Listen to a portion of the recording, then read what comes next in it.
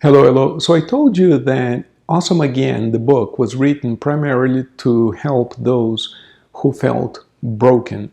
And in my 23 years experience as a clinical hypnotherapist, I have worked with many people who had become broken as a result of some sort of health bad news of some type, some sort of devastating diagnosis, or financial ruin.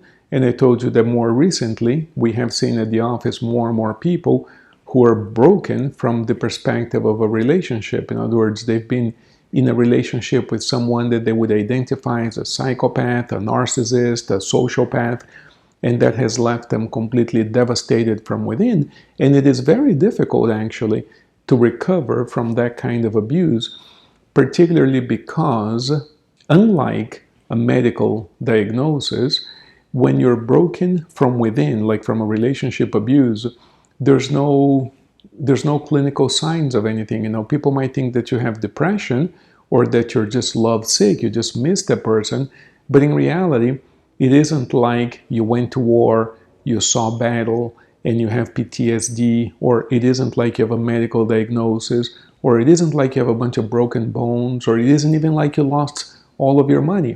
It is something very internal. So that type of person, the person in that category of the broken heart thing, they tend to suffer a whole lot because it is very difficult to talk about this. People would say, well, what are you complaining about? You're healthy, you have a job, you're doing this, you're doing that. What's the matter? Find another woman, find another man. In other words, it's very difficult to explain what it feels like to feel broken on the inside. But those who have been there acknowledge that, something snapped, something broke down, and getting up from that is very difficult. So that's one category.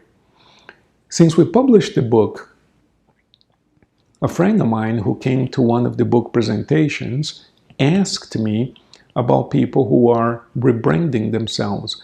And there are several categories of those. Those who are changing professions, for instance, after many, many years. I've been a doctor, now I want to be a musician. Or I have been, in other words, the radical shifts in their profession, or radical shifts in their marital status, like I've been married for 20 years, but it isn't just that I fell in love with somebody else or I'm not in love with this spouse. It's like I don't even want the whole institution of marriage or family anymore. I want to backpack the world by myself, that kind of radical shift. And another category that we see increasingly more commonly are those who change sexual orientation in midlife or beyond, and even gender identification. I've always been a woman, I'm trapped in a man's body, or vice versa. And at the office, you see an increasingly larger number of people in that situation. So this friend of mine in this lecture asked me, well, but are those situations analogous to being broken? Because they're rebranding themselves, they're reinventing themselves, they're redefining themselves. Don't the same steps, that apply to a person who's recovering from brokenness, don't they also apply to the person who's reinventing themselves? And after some digging and some notes and some clinical cases at the office, I realized that although I had thought of those two as being different categories, in reality, the procedures that we use are exactly the same. And that's why when it came time to prepare this course, I put them together. How to become awesome again and how to rebrand yourself, because in reality, the process is exactly the same. So the question that we were addressing at that lecture was, well, if you're completely reinventing yourself, were you broken to begin with? So what I learned is that there are two different types of brokenness. One is a very low-grade chronic brokenness where the person simply doesn't feel quite put together for a lengthy period of time. In other words, they're living a life that isn't quite their own.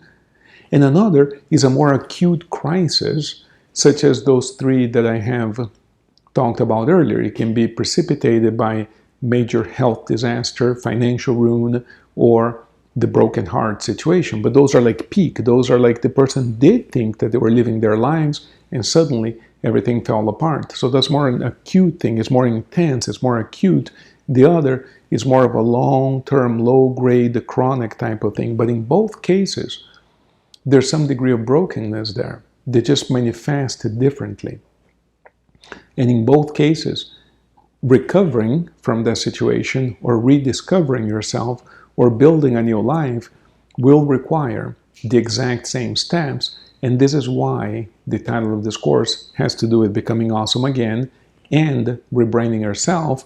And what I'm really saying here is that those are two faces of the same coin, one being a more acute, more intense problem, the other being more of a chronic situation, more of a low-grade but constant type of problem. But the process to build a new life is going to be the same. And I'm looking forward to working with you on these steps so that you too can build an awesome life for yourself. Thank you.